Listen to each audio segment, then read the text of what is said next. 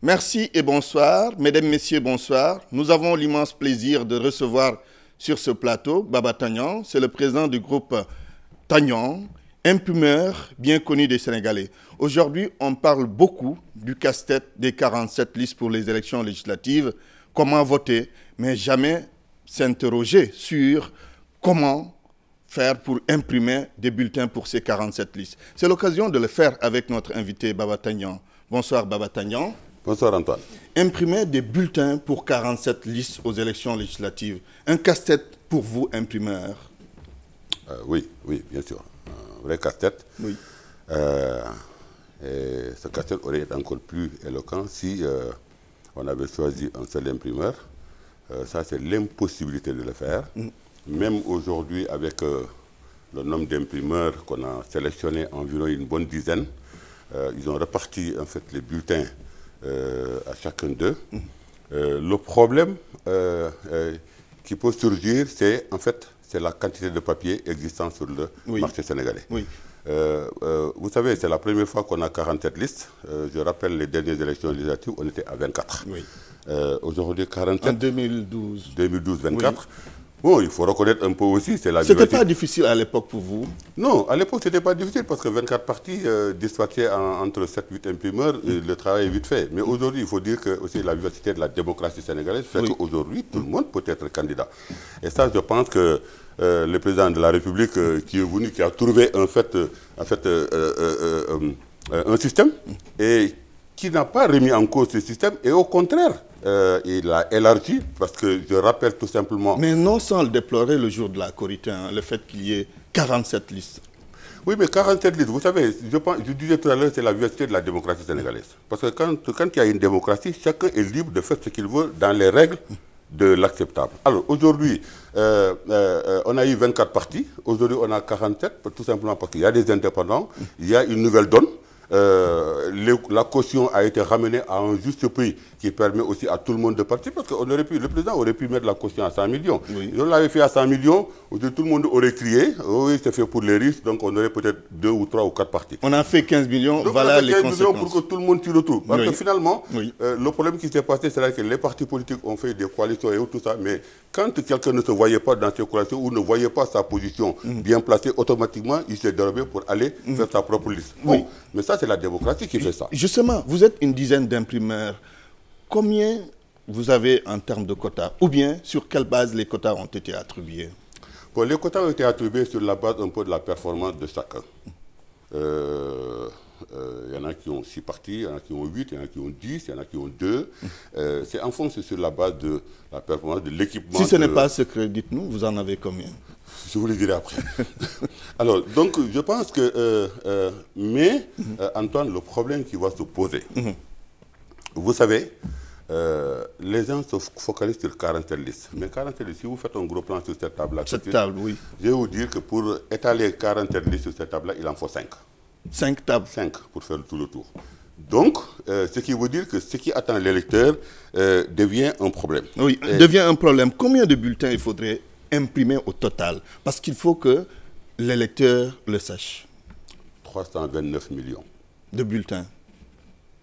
329 millions. Quelle quantité de papier faudrait-il avoir? Cela fait 37 tonnes de papier pour chaque parti, avec un total de 1740 tonnes.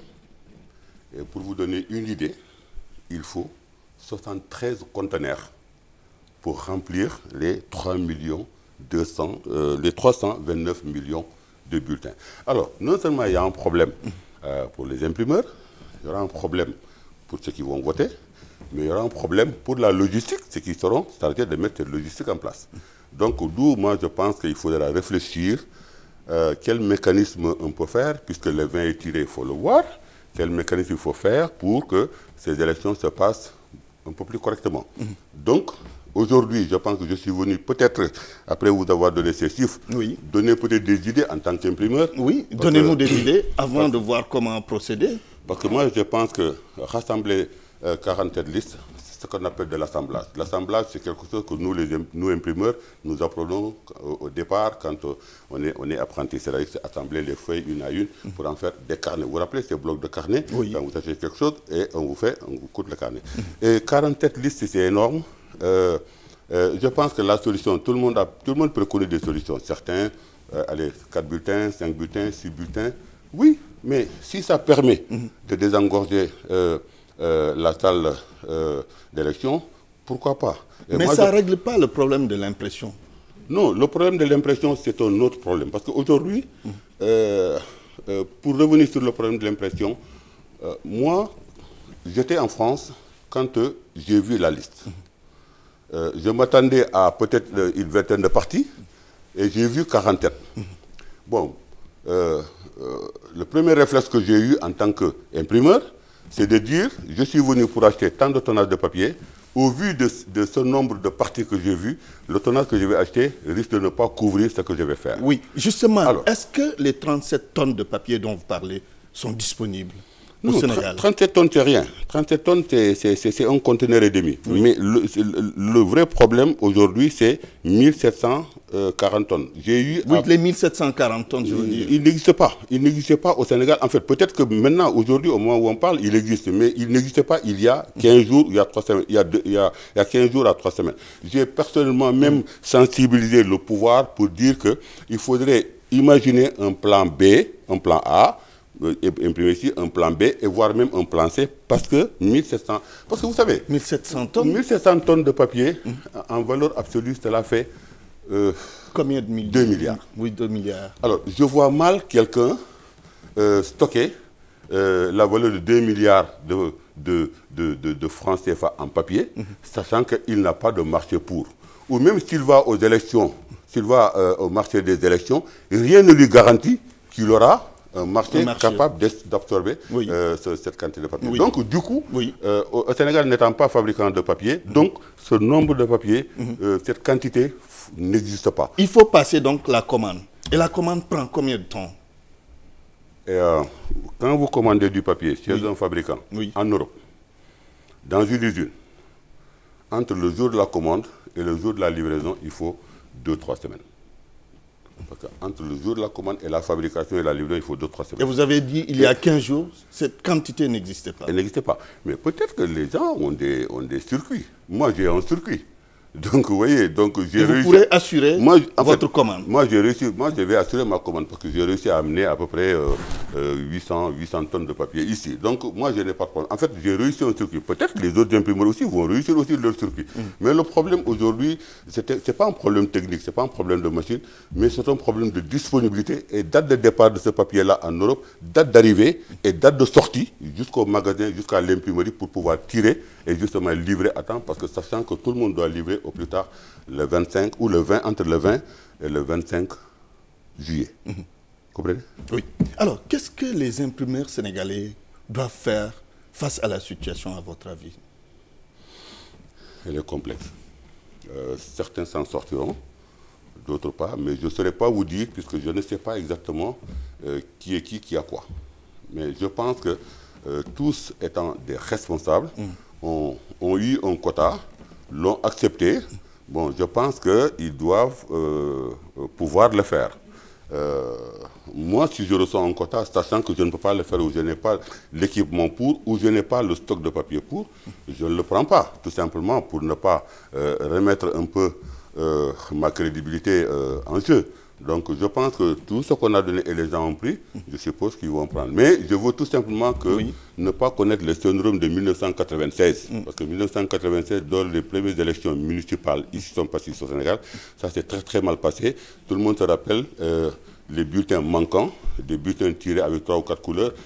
Et c'était dû à des problèmes d'impression? Non, c'était dû à des problèmes d'impression, mais c'était dû aussi à une surprise parce que les gens ne connaissaient pas un peu le système un peu de l'élection municipale qui n'avait rien à voir avec l'élection. Et là, vous avez peur que cela se reproduise aujourd'hui? Pas tout à fait. Vous êtes perplexe? Pas tout à fait, mais je croise des doigts pour que ça se passe bien. Est-ce qu'entre imprimeurs, vous avez eu à discuter autour de tout cela? Comment faire pour réussir le pari de l'impression? Non. Oui, mais écoutez, chacun sait ce qu'il a en termes de quantité de papier, en termes techniques, en termes de logistique, de personnel. Comme je disais tantôt, je dis que si on prend le nombre de parties qui vous est destiné et que vous acceptez de le faire, Donc je pense que vous avez mesuré la gravité de la situation. Donc, je pense que les gens sont assez responsables pour pouvoir faire le travail. Oui. Mais, Antoine, ce que je disais tout à l'heure, oui. 329 millions de bulletins, c'est énorme. Il faudra transporter 329 millions de bulletins. Je vous ai dit que ça fait 73 conteneurs. Vous avez un conteneur, c'est ce gros truc que vous voyez un peu dans la rue quand il y a des marchandises dedans. Donc 73, c'est énorme. Donc déjà, en matière de logistique, il faudra placer ces stands, il faudra dispatcher ces 73 conteneurs. Aller jusqu'au Sénégal, disons, les localités les plus... Ah oui, il faut le faire. Tout ça, maintenant... c'est un casse-tête pour vous. Non, pas nous, parce que en fait, nous, on livre au ministère de l'Intérieur et le ministère de l'Intérieur se charge de dispatcher. Mais en fait, moi, je tiens tout simplement à leur dire que cela fait 73 conteneurs. Alors, 73 conteneurs, ça demande une logistique. Et aujourd'hui, la question qui nous intéresse surtout, c'est donner une idée, parce qu'on n'impose pas. Moi, je donne une idée, par l'expérience que j'ai en tant qu'imprimeur. J'ai dit... prendre 73 bulletins, ça va être diablement difficile. Oui. Et je pense que pour ne pas tout simplement remettre en cause le secret du vote, parce que tout le monde y tient, pourquoi pas prendre 10 bulletins, 15 bulletins, pourquoi pas non plus mettre une table au fond et mettre les 47 bulletins et laisser l'électeur tout seul avec ses bulletins, tout seul avec ses bulletins. Le secret de vote est garanti. Forcément, il prendra un bulletin et forcément, il votera avec un bulletin. Mais lequel, il est le seul à le savoir. Donc, c'est ça le secret du vote. Donc, je pense qu'en faisant ça, on peut régler le problème. On limite les dégâts. Aujourd'hui, il s'agit de trouver comment limiter les dégâts. 47 listes, c'est du jamais vu. Maintenant, à l'avenir, il y a certains qui proposent une liste, un bulletin unique, pardon. C'est une bonne méthode d'après vous? Oui, mais pour nous, ça vous arrange pas? Pas du tout. Pas du tout. Non, mais en fait, pas du tout. Mais en fait, donc vous êtes contre le système? Non, pas du tout. Je ne suis pas contre. Oui. Parce que je peux l'imprimer, ce bulletin unique. L'homme d'affaires que vous êtes? Oui, mais je peux l'imprimer, ce bulletin unique. Vous savez, un bulletin unique demande des équipements sophistiqués pour faire ça. Donc, le jour où on sera un bulletin unique, eh bien, je pense que nous devons nous donner des moyens sophistiqués pour pouvoir les imprimer.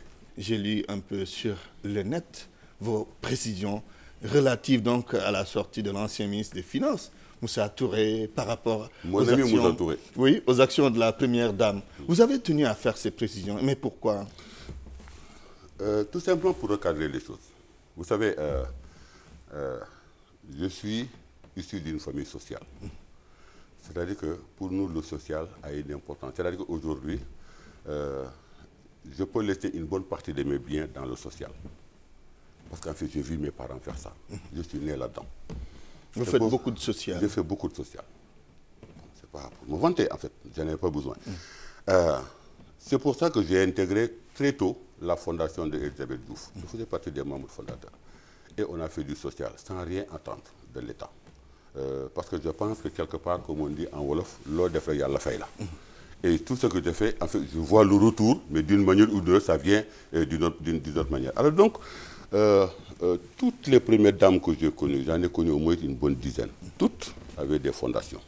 Ici comme ailleurs. Ici et comme ailleurs. Oui. Donc, elle-même, elle avait des devancières qui avaient des fondations. Donc, je ne comprends pas. C'est là où je n'ai pas compris, c'est, mais subitement, l'attaque de mon ami Moussa, en fait, quel est le mobile de ces... Parce que quand on attaque, il fait bien un mobile. Mais il n'y a pas de mobile, en fait. On est sorti un bon jour, mais une fondation... Quand même, il a expliqué que c'est l'argent, peut-être, de l'État qu'on est en train de distribuer à gauche et à droite, quelque part, de façon résumée. Vous dites peut-être. Déjà, quand vous dites peut-être, déjà, il y a suspicion. Alors, mais vous savez, une fondation, elle fonctionne par deux manières. Soit vous prenez l'argent de l'État, que... toutes les que j'ai connues ici, que ce soit Mme Abdou Diouf ou Mme Wade, je n'ai pas vu faire. J'en ai connu d'autres, la première dame mauritanienne, nigérienne et autres, tout ça que je connais. Oui. Alors, ou bien par des dons. Et je pense qu'un don, tant qu'il est licite, une fondation peut l'utiliser justement pour redistribuer. Et le fait de dire la première dame qui a une fondation, donc, et qui est bien, à mon avis, à l'intérieur pour pouvoir faire ce travail-là, parce qu'en fait, c'est une occupation. Oui. Et si elle ne l'avait pas fait, je pense que les gens auraient crié, dire non, non, non, non, voilà, elle s'en fout des gens, Parce que c'est ça l'esprit des Sénégalais. Et quand vous faites maintenant, on dit non, non, non, il a pris l'argent là et là. En fait, le problème n'est pas là. Le problème est de savoir tout simplement ce qu'elle prend, ça va vers où. Et je pense qu'il y a des démunis aujourd'hui qui en bénéficient. Et je pense que c'est ça l'essentiel. Et pourquoi vous avez tenu à faire ces précisions, toutes ces précisions? Dans une querelle, on dira peut-être qu'il ne vous regarde pas. Aussi, si, ça me regarde. En fait, je me sens concerné quand je dis social. Et je me sens concerné parce que je connais le milieu d'une fondation, parce que j'ai vécu un peu dans le milieu d'une fondation. Et j'ai rappelé à mon ami Moussa Touré que lui aussi c'est un grand cœur. Puisque en 1992, sur initiative de Youssou Ndour, nous avons organisé ici un grand concert au Stade de l'Amitié pour sensibiliser. Avec 100 000 spectateurs, et Youssou Ndour a battu ce jour-là un record. Oui.